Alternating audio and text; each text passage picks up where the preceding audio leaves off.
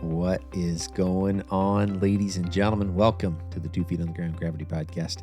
I am one of your hosts, Chris. Thank you for choosing to tune in today. Hey, folks, today you're in for a treat. It's going to be a little bit different than normal, at least when it comes to the genre of this episode. This would fall under the true crime genre, and I'm just excited about the guest that was willing to come on today. Folks, I don't know if you've seen on Netflix, one of the new releases is a movie called The Good Nurse, and it tells the story of a nurse, Jaimie Loughren, who had to make a really tough decision when she was confronted with evidence that one of her coworkers, Charlie Cullen, was killing patients.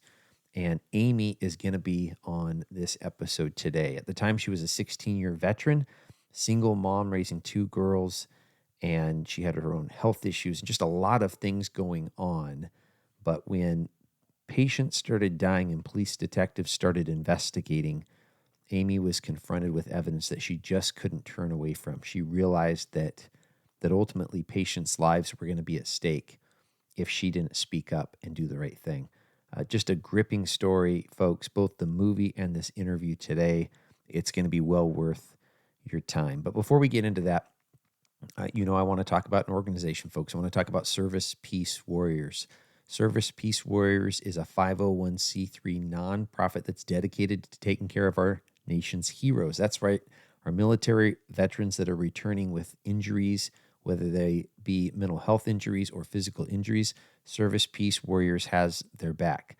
They're raising all the funds. They're training both the service animal and the veteran with having a service animal, and they're doing it again at no cost to the veteran. But Service Peace Warriors wanted to take it another step. They wanted to equip first responders with service animals as well. So they started Maddox Dog Training Academy, a for-profit business, and they used the proceeds from Maddox to train service animals and equip those with first responders. Totally worth your while. Check them out today, servicepeacewarriors.org. Folks, with that, let's get into this interview with Jaimie Loughren. Jaimie Loughren, welcome to the Gravity Podcast. Thank you. Thank you for having me. Yeah. Hey, I am just so excited, so appreciative of you. Some random dude on Facebook reaches out and says, I have a podcast. Can I interview you? I was really drawn to you, and I say you, not just the character Jessica Chastain who's playing you in The Good Nurse, but I was drawn to you both in the movie, but then also in the documentary when you're being interviewed. And I'm excited to get to your story. But some people listening may have no clue. Either one, they're living under a rock. Two, they don't have Netflix. Or three, they've just been trying to take a Netflix a diet for a while, because they were Netflix and chilling too much. So just in case people don't know about The Good Nurse, can you go ahead and kind of set the stage, who you are and what was going on back in 2003? Well, in 2003, I was an ICU nurse, an ICU trauma trained nurse. Little bit of a chip on my shoulder. I was divorced with two daughters, and I had the best coworker of my entire life who ended up being fired. And I was really pissed off because in the year and a half that we worked together, he and I had formed this bond that I had never had with another nurse. And he was my work husband. There was never any boy-girl stuff going on. But we were definitely the best of friends. And I think that we were the best of friends because there wasn't any boy-girl stuff going on. And after he was fired, police started showing up at the hospital. So that's where I will jump in. Yeah. So we're talking about Charlie Cullen. He's this best friend of yours, coworker, that's, at least in the movie, it portrays him as really helping you out. I mean, again, you're a single mom. I'm working as an ICU nurse. Tell me about this. I mean, this has to be a stressful job. I'm a police officer by trade. And from what I hear, when it comes to first responders and emergency room and ICU medical staff, we have a lot in common. We do. It's interesting because I trained as a trauma ER nurse before I became an ICU nurse. And as an ICU nurse, I was always the code leader when I was on, because I had so much ER training, and we had a lot of codes when Charlie Cullen was around. And so he and I ended up coding quite a few patients together. And in fact, it could be sometimes two and three patients that we were coding each night, which was much higher than I had ever coded in any profession. Yeah. And you also had some medical issues going on at this time. Is that right? I did. In the beginning of 2003, I had finally been diagnosed. Actually, I had been misdiagnosed for almost 10 years with electrical cardiomyopathy. When the diagnosis came in, it was a deadly diagnosis. I knew what it meant, and I knew that if we couldn't get it under control, the only other really resolve for that would be a heart transplant. Oh, wow. And did you, at least in the movie, it kind of portrays it almost like you didn't have good medical insurance. Was that true? Or at least that's what I was picking up in the movie, was that you weren't able to get some of the treatment that you needed for this condition. So it was really interesting the way that Christy Wilson Cairns, who was the screenplay writer, wrote that in. And I'm actually glad she wrote it in that I didn't have health insurance, because it made more sense to the masses rather than just how messy and complicated it was. I did have health insurance. However, when I was working at Somerset Medical Center, I was a travel nurse. And as a travel nurse, if I took off, I can't remember the exact amount. I believe that if I missed 6 shifts in a row, I would not only lose my contract, I would have to pay back what the contract had paid me. And I would lose my health insurance. So I couldn't even take the time off to receive the medical treatment that I needed. And I just kept getting sicker and sicker. I was working 12 and 16-hour shifts. And anyone else with cardiomyopathy would have to be on disability. And I couldn't afford that. Well, that makes a whole lot more sense than them explaining that, what you just explained. Just saying, Yeah, and it is a very messy, it's a messy way that the United States has their health insurance, but it was even messier being a travel nurse. yeah, wow. So this is a piece of this relationship, because Charlie was an amazing friend, right? I mean, he's helping you both at work. It looked like he was a great coworker, meaning at my work. I want to work with those people that step up, right? That work with me. Yes. Sometimes they carry my load, sometimes I carry their load, but we're in this together. And that was what I saw with Charlie Cullen. And that was all true. Charlie and it was very interesting to watch. And I've only emotionally been able to watch the movie all the way through once. It was interesting to watch that relationship unfold in front of me, because what they did show was how close we were, although Charlie and I were actually closer. We shared everything. We did not, however, have a relationship outside of the hospital. And I'm glad that Christy Wilson Cairns and Tobias Lindholm, the director, left that in, that he was part of my life outside of the hospital, because it's the only way that the audience would be able to understand how close we had become. Because as you know, sometimes your coworkers are your best friends. Sometimes they're your only social life, because when you're home, you can be with your family, but there's times when you only see your coworkers through it, especially when you're doing shift work. If you're working night shift, you sleep during the day and then you go right back to work. Yeah. Yeah. Oh, completely. Yeah. There's times My wife and I were just reflecting. We were recording a Marriage Monday version here of the podcast yesterday, and we were talking about times apart. And for a while there, she's working day shift as a school teacher. I'm working this night shift to where literally we don't see each other for Tuesday, Wednesday, Thursday. And the only reason we see each other on Friday is I keep burning 5 hours of time so I can come home early so I can see my wife. Yeah. Otherwise, I wouldn't see her until midday Saturday. And it's tough when you're doing that Yes. tap out. Yes. Yes. So Charlie Cullen gets fired. Now this is a shock to you. Am I right? It's not only a shock, it sent shock waves through the entire ICU because he's everyone's favorite nurse. And if someone like Charlie can be fired, we can all be fired.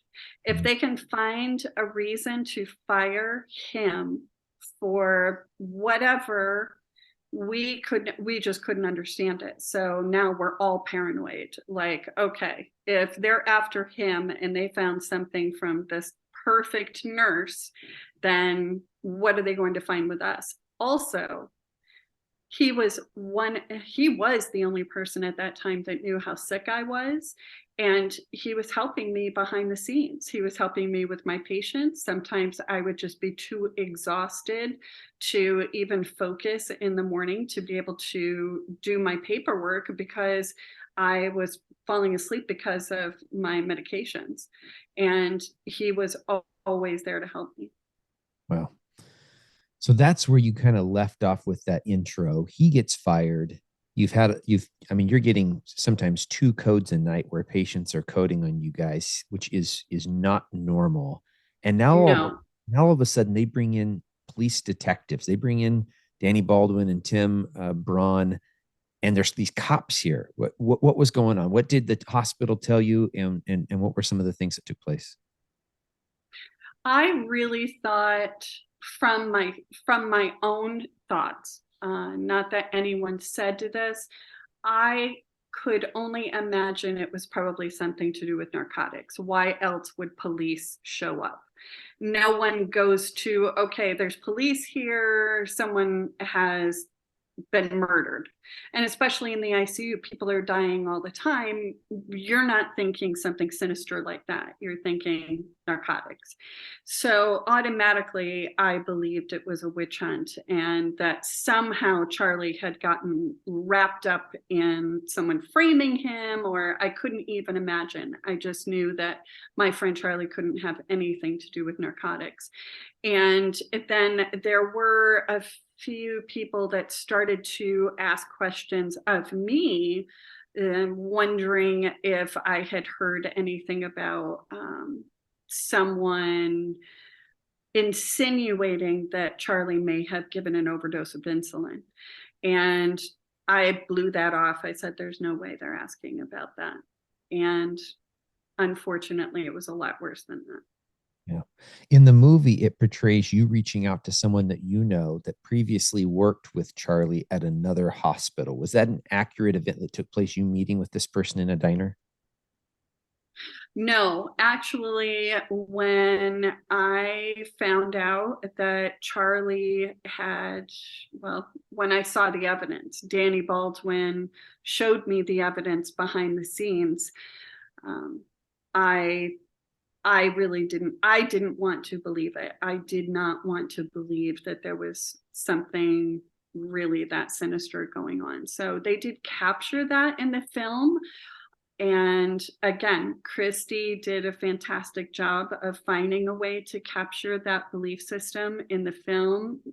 And I did not talk to anyone about it. I did not talk to my best friend that worked with me and Charlie.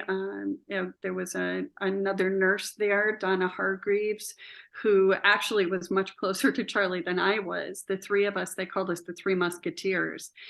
And initially, I started to share things with Donna. I just did not want to involve her. And I also, not only did I want to protect her because she was a very young, very inexperienced nurse, I also was at that point, I just didn't know who I could trust. Yeah. And I could only imagine the fear. Again, you guys are in belief that, hey, they're they're on a witch hunt here, right? I mean, they're going after the crown prince. They're going after the person that is a perfect, amazing human being, great nurse. And so I can only imagine just that culture of distrust that is in the air. So I jumped ahead there. Let's get back to that interview. So all of the, if I understand correctly, all the ICU staff are being interviewed by the police detectives, but the hospital insists that one of their representatives are going to be there in the room during these interviews. Is that correct? Yes, which was total bullshit because they knew that if one of the representatives were, if they were going to be there in the room, no one was going to say anything about what actually happens behind the scenes. No one. And I was the last nurse to be interviewed. Danny Baldwin, who is the lead detective, said no one was allowed to speak to me except for him. He wanted to take control of that. He had heard that I was kind of a little bit of a spitfire, and he knew he was going to have his hands full with me. And I did not disappoint, because I came in the room with guns blazing, and I didn't care that my hospital representative was there. I just said, this is bullshit. And I think I said bullshit a lot. And he thought that was great. Well, I didn't think that he thought it was great at the moment, but I did find out later on how great he thought it was that I was actually coming at him. I was also the only person who had talked to Charles Cullen, my friend Charlie. I was the only person to have a conversation with him after he left the hospital. So Danny really did see that as being a good in, possibly, of being able to find out at least what his movements were. He wanted to talk to me more in depth, and luckily my representative, Mary Lund, was called out of the room. And Danny was smart enough to take that opportunity to show me some evidence. And it was evidence he could not read. He could not understand. He knew that there was something there. He just couldn't see it. And it was the medication dispensing printouts. It's our Pyxis system. There's many systems now that are like the Pyxis. At that time, it was only Pyxis. And it's a cash register essentially for medications. And he showed me Charlie's transactions. And when I saw those transactions, there were several of them that were absolutely astounding to me. I went into panic mode because I could see what he was doing. I could see what he was, the way that he was manipulating the Pyxis and the way that his transactions were, canceling certain medications, other medications. I also knew the way that he was always around the Pyxis. No one else would have known that. No one else would have paid attention to that. But I saw, for the most part, several transactions that there would be no explanation for. So here's my fear. If the hospital also saw those transactions and hadn't done anything about it and hadn't questioned him about it, we had a real problem. And what was worse is, what if they hadn't seen it? And that also meant that we were in a load of shit right there, because if the hospital wasn't paying attention to what he was doing, and I could see, absolutely see, that there was something seriously wrong, there wasn't a good answer. There just was not a good answer for any of those scenarios. Wow. Amy, at this point, you, you have a tough decision to make. You have a really tough decision to make. You are a mom of two girls. I'm right there, correct? You had two daughters. Yes. Yeah. And there's this fear amongst your coworkers. Maybe the hospital's going to fire more people. You're in a traveling nurse status. What happens if you get fired? and you can't work with your medical condition. What Yeah. happens what happens if you tell what you know and it pisses Charlie off, and then the cops can't do the rest of the process and he gets out? There are so many Yeah. different things that have to be swirling through your mind, and you made a decision.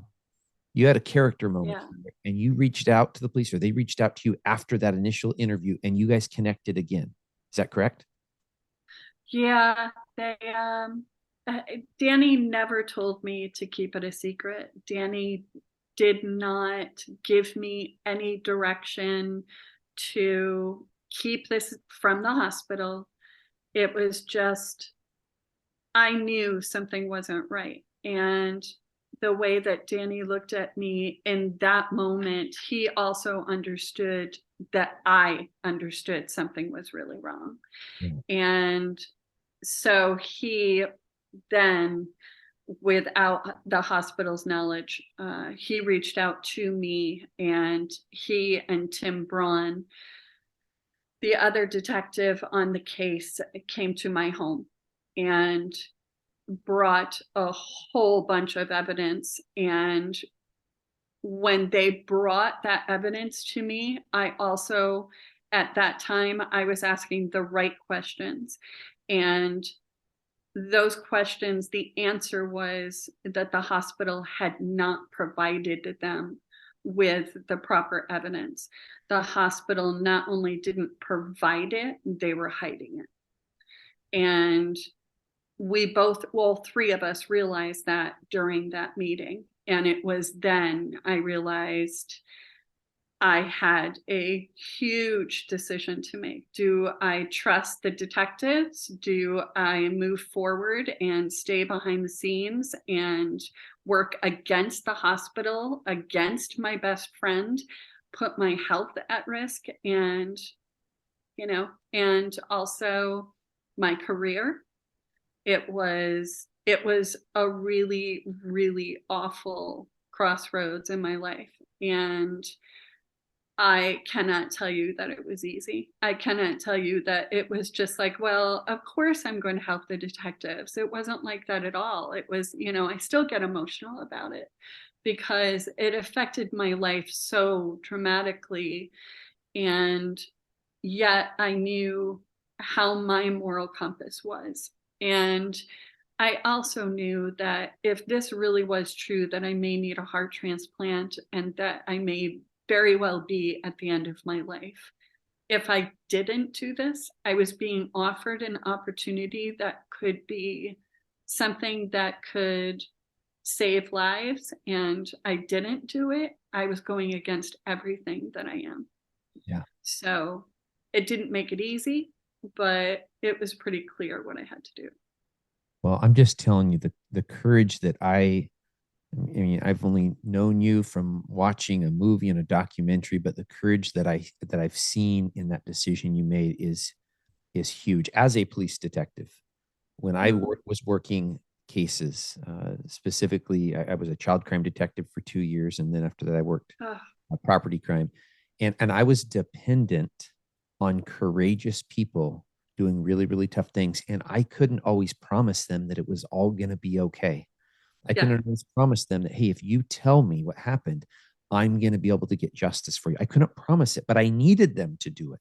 I needed them to yeah, do it so that I could do my job in piecing together the evidence and then giving that to a prosecutor and hopefully a judge and jury for them to do their job. But police officers, detectives, they we have to have people of courage and people of character that are willing to step up and do really really tough things, sometimes at the risk of their own safety and success, but to ultimately to save lives or to hold people accountable. So I thought it was remarkable watching that. Now, even when you're at your house during this interview, Mary yeah. Lund calls from the hospital. It's like there's a fly on the Yes. wall. Yeah. Mary Lund calls and essentially is trying to scare me away from talking to the detectives. She was calling to make certain that the detectives had not reached out to me. And here are these two huge guys. I've got like the landline phone, and I've got one huge guy on one side and one huge guy on the other. We're all listening on this landline phone, and they're like, see, this is what we're talking about. Like, this is what we're up against. And I said, well, you're not going to do it alone. You're not going to do this alone. You're not.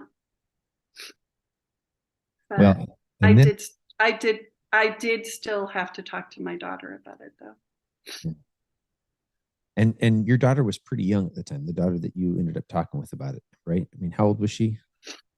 She was 11 at the time, and I was directing her sixth grade play, and she was so incredibly shy, and her life had changed because of all of this. There were all of these kids that were at our house, and she had really kind of come into her own. And I had to say to her, we don't know how this is going to go. There is a possibility that people will think that maybe I am part of this, that maybe I was helping a serial killer, and I will never be able to tell anyone that I was actually helping the detectives. It would have to be a complete secret. And she just had the moral compass that she still has that. She definitely had a more developed moral compass than any of those bureaucrats in the hospital. And she said, he might be murdering people. Of course we're going to do this. She said, I don't care about my social life. I don't care. If we have to move, if we have to change our names, whatever we have to do, we need to do this. Yeah, I love it when kids don't get confused by dollars and cents, and right, Yes. liability Yes. and risk, and there's a right thing to do, Yes. there's a wrong thing to do, and Yes. yes. So I mean, it's one thing if you're telling the story, Amy. If all you're doing is just helping them translate documents, I mean, I'm not saying that that's easy. That takes courage, but you agree to meet with Charlie. You agree to let them put a wire on you and to try to record this conversation. Tell me about the lead up to this and then it taking place. It was pretty rough because we were recording a lot of our conversations over the phone, and I just wasn't getting anywhere with it. And then I reached out to Charlie. It's tough because my memory is very skewed because I've seen the documentary, so I know behind the scenes things. I also have read Charles Graeber's book now, which before I hadn't, because I didn't want that to mess up my own memory. So I don't know if I remember this correctly. So anyway, what I understand is that I called Charlie. I think I was having some guilt about everything that was happening, and I just wanted to talk to him. And so I called him, and he called me back. And he was so excited because he had gotten a job. And I was terrified. He was supposed to be starting work very soon. And I called Tim Braun and I said, I don't know what we're going to do, but he's got another job. And I had no idea how far along this investigation had gotten. I didn't know how much evidence they had. I didn't know what we were going to do from there. Even though I was part of the team, I'm very, very glad they didn't tell me what was happening, because I'm fortunate enough to have been naive in the way that I approached Charlie. And also, I then felt that same pressure that if I did not get a confession from him, that he was going to walk. I don't know if that was going to happen. It's a possibility. I just know that that's the way that I felt. That's what I knew at the time. And that's how much pressure was on me, is that he was going to walk if it wasn't for me. And so, yes, they asked me if I could go in and wear a wire and try and get a confession out of him, which I did wear a wire. We met for a few hours in a sports bar, and I was able to get an incomplete confession out of him, and the wire malfunctioned. Of course it did. Murphy's going to show The up. wire malfunctioned. Yeah. Mm-hmm. Yes. So that the part where he gave it a partial confession and admission wasn't on the recording. Is that correct? So there was no way for them to decipher what was on the recording. There was just no way. And they did arrest him right after that meeting with Charlie. And they put him in a cell, and they did whatever detectives do. They put him in the interrogation room. That's a really weird word, but it's true. They interrogated him for a couple of days. I, however, didn't know that the wire had malfunctioned, and I thought they arrested him, and it was all over. It was done. I wasn't going to have to worry about this ever again. It's over. No one's going to know about me, and it's done. It's over. You had this moment of excellence, this moment of, okay, everything's safe, everything's fine. Yeah. I've prevented him from getting hired at this new job, and now all of a sudden, how do you find out that it's not totally over? They need your help again. So I was at work 2 days later, and Tim Braun called me at work and asked me if I would be willing to go in and talk to Charlie, because he said that it was an incomplete,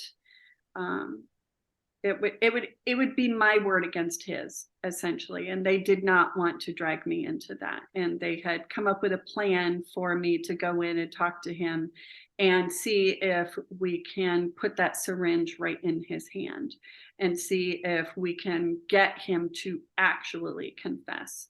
So that's what I did. They brought him into an area where they do interrogations, and I talked to him for quite some time, and I was able to get him to confess. Now, was this in a recorded area to where it isn't just your word versus his? I assume that this was a recorded piece to where it was captured. Yes, it was a recorded piece, and we were also on camera. Okay. Wow. Yeah, the movie doesn't do that justice, because the movie made it look like you were in there for like 3 minutes. I'm like, dang, girl, I need to learn from you about how to interview and interrogate people. I'm going to fly you up here to Washington State. You can train police officers. Yeah. No, it was quite a few hours. That the initial one was quite a few hours. And the second one, I was so determined. At that point, I would have essentially done anything to get that confession out of him, because I was at that level of truly understanding what a monster he was. I was finally accepting the fact that he was not a mercy killer. Up until that point, I wanted to be in denial. I wanted so badly to believe that he was a mercy killer. And I just did that shift. It was finally that shift, that paradigm shift of, this person has not only murdered people, but he also used you and your coworkers to also harm patients. And I didn't realize how deep it went. I just knew enough that I wanted justice. I wanted justice. Yeah. I mean, I assume you fall in love with some of your patients. I mean, you feel responsible for them. I know I feel responsible when I go out and work as a police officer. I feel responsible for this community And when people call for help and I show up, I feel responsible to take care of these folks, to make scenes safe and to Yeah. de-escalate events and investigate them thoroughly. And the times that something Yeah. doesn't go right, I struggle with that even more so. Uh, Yeah. if I saw someone else, doing something evil and hurting them. What has this? I mean, this was 19 years ago. 19 years ago. Yeah. How does this impact Yeah. you today? Well, I didn't talk about it for so many years. and now I'm able to.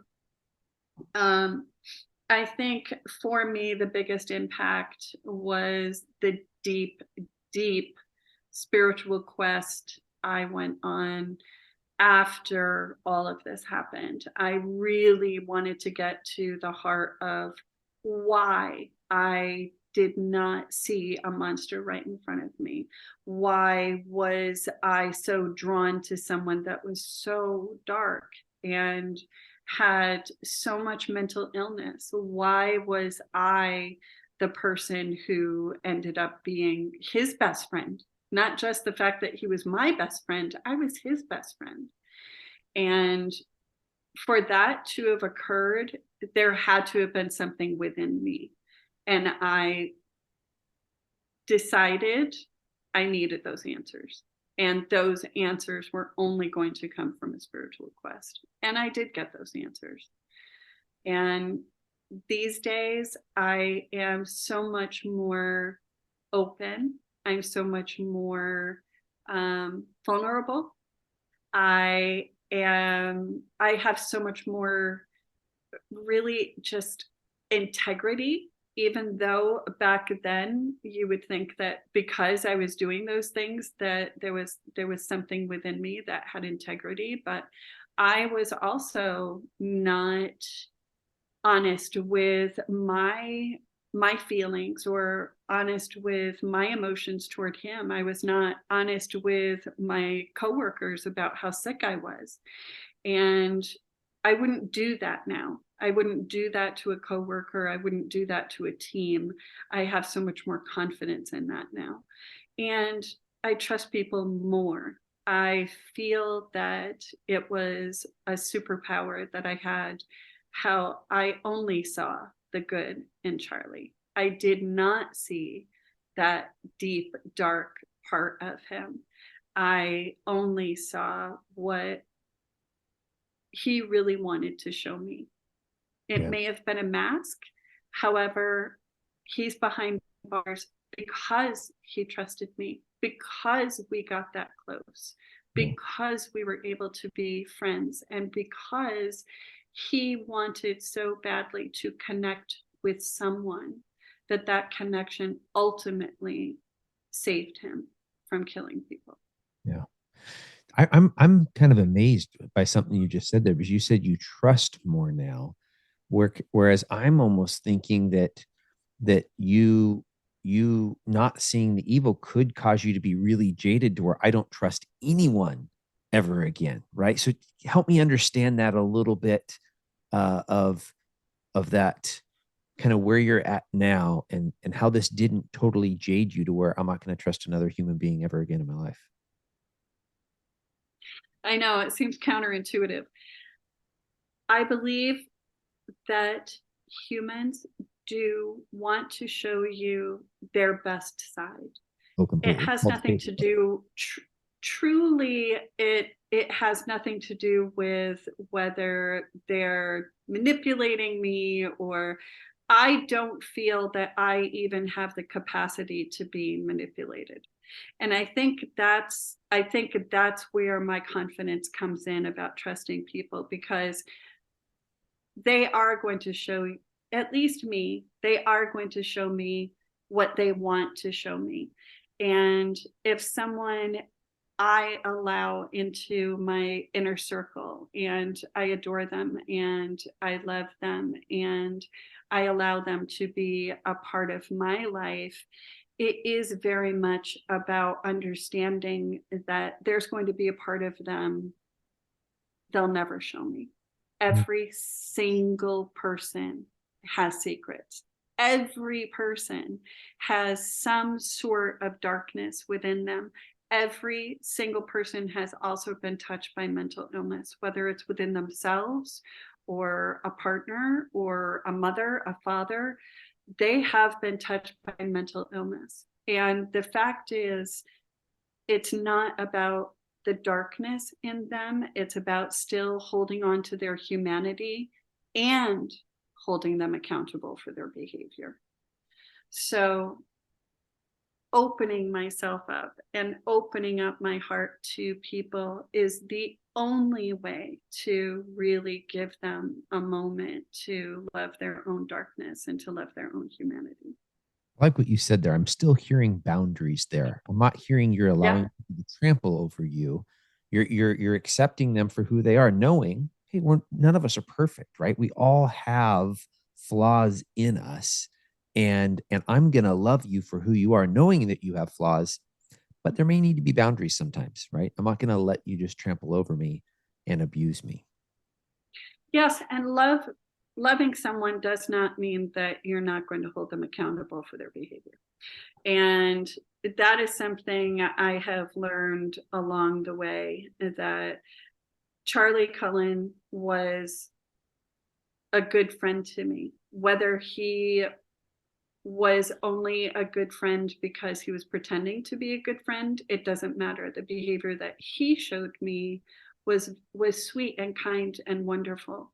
But I will not shield myself from the darkness that is also in people. I am able to hold those that I love accountable. And Charlie deserves to be behind bars. He deserves to be punished for what has happened to him. And that means that he needs to serve that prison sentence.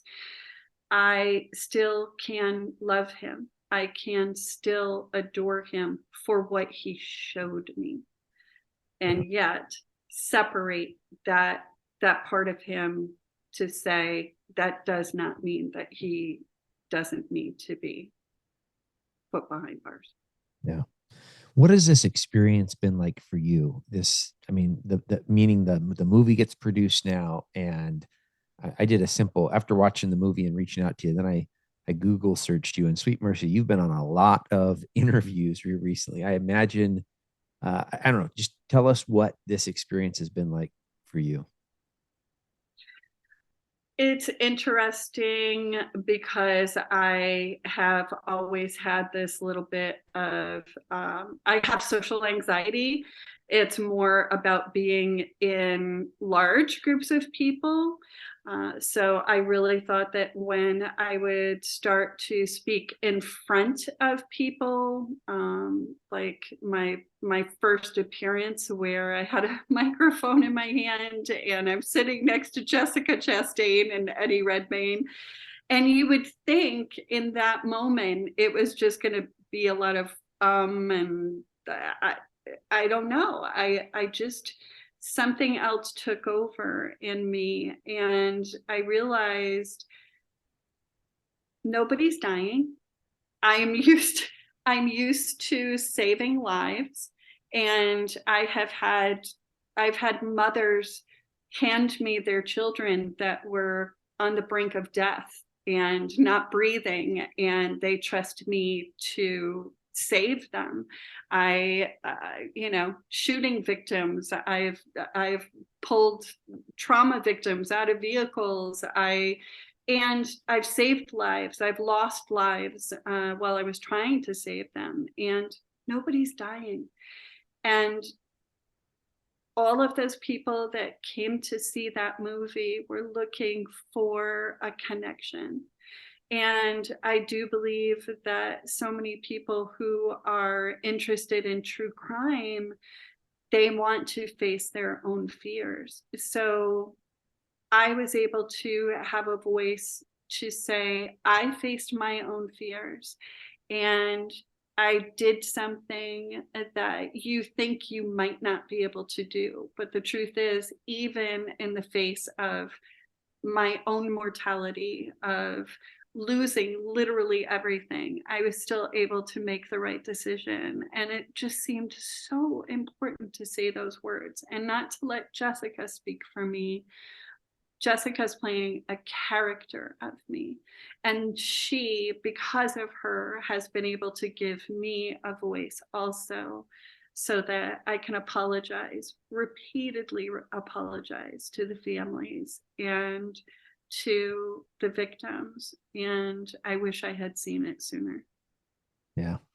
I love the perspectives that you just communicated there. I think that is such a huge I think our mindset and our perspective has such an huge impact on our joy in life and our health, getting into mental health, and just putting things into perspective. No one's dying here. I'm about to be in a crowd. I'm about to have a camera in front of me. Take a breath. I'm okay. I thought you spoke really well. So whatever nerves you felt Thank you. outwardly, you looked calm as a cucumber, and so, but that's an important message for people to hear. You being vulnerable right now and being honest about that, and people hearing that, because if they watch you and go, "Wow, Amy Loughren, I mean, she's a ICU nurse. She does these interviews now, and she is super calm." I can't do that. But when they hear people like you saying no, like huge anxiety building up within me going into that, and I had to talk myself through it, I think it gives people encouragement going, you know what? If Amy did it, maybe I can do it too. Maybe I Yeah. work through these anxieties I have. And they're all different for all of us, right? Some people post Yeah. post COVID were just nervous to get out and go to the store. And I mean, that's a huge Yeah. victory when people can move out. What are ways that people can follow what you have going on right now? Do you have forward facing social media that you accept friend requests from? I would say Instagram. Like right now, as you can see, I'm kind of in vacation mode. I am in the French Caribbean, and I travel a lot. And because I am not so afraid of this social media moment in my life, I have been sharing a lot more. So if people do want to follow along, they can see me on Instagram. I I do have a website, but I'm not really managing it very well, and it is amythegoodnurse.com. So those are ways that you can reach out. If you message me, I will always get back to people. I answer absolutely every message, and there have been thousands of messages I have, unless I get like the weird dude that is just saying hi, or I like your eyes, like, no. But if you are truly messaging me and you have any questions, or you need a mentor as a nurse, I am so willing to talk. And there have been quite a few people that are in situations in hospitals where they're they're trying to change things, and sometimes they just need a sounding board, and I'm happy to do that for people. Well, I am super pumped to know that I passed the not the weird guy vibe. Well, honestly, since my wife and I do this podcast together, sometimes I think it might be easier for her to be the one doing the communication with folks. Just, because she's a girl, right? And, girl, they can sit there and communicate. But thank you for doing whatever checking, even if you had to call Danny or Tim and they did some kind of, Oh, check they would too. They would. vetting me that I actually do exist. I am actually a podcast host and a police That's right. And officer. that is the thing that I was just the most disappointed, that the the movie and the documentary, neither one of them really gives any indication of just how close Danny and Tim are to me, and how we've stayed close throughout all of these years.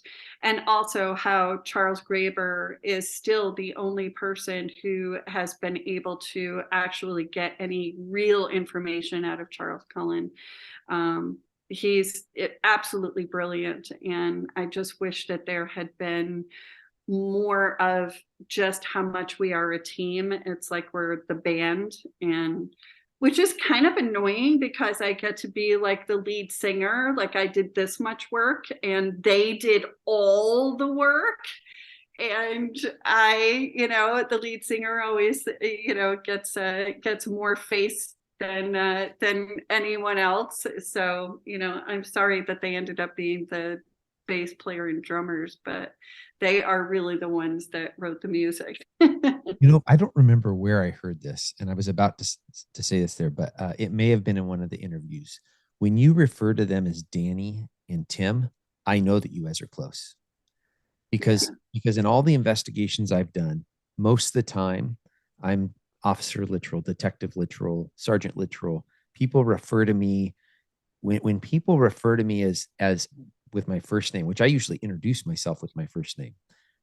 I know that there's a more intimate connection there, right? It may not have been in the documentary. Maybe it was one of the interviews. You referred to them by their first name, and instantly I knew that there was a close connection there. And that's really natural when you go through a major case like this, for you to have that, honestly, almost friendship, right? Where you trusted me, or a victim or a witness trusts me with doing my job tenaciously. And so they're going to trust me by telling me what they know so that I can do my job. And I followed through and I earned their trust because I didn't, I did my job, right? I didn't sit there and do it halfway or something like that. Well, Amy, thank you so much for joining me today. All those links from the website to the Instagram account are going to be down in the show notes, folks. So if you haven't watched the movie, you need to pause the podcast right now. There's only like a few minutes of the outro left anyway. You need to go watch the movie and then connect with Amy on Instagram, because it is a remarkable story that gives you hope, gives you courage. Yeah, I just love it. Amy Loughren, thank you so much for giving me your time today.